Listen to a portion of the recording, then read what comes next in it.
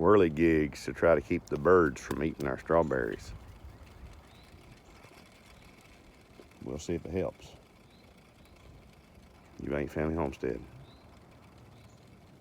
where whirligigs is a way of life, or something like that.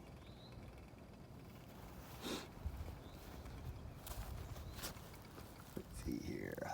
You see right there,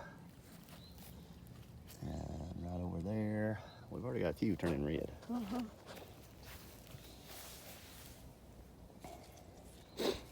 Got blooms. We got honeybees. We're in good shape. As long as we keep the birdies out of them. And the dogs.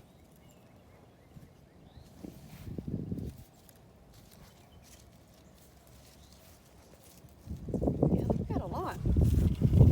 That's a good breeze.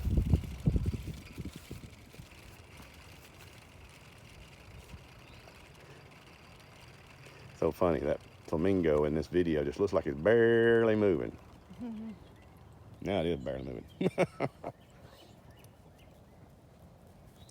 We'll name it Pinky and Blue Boy.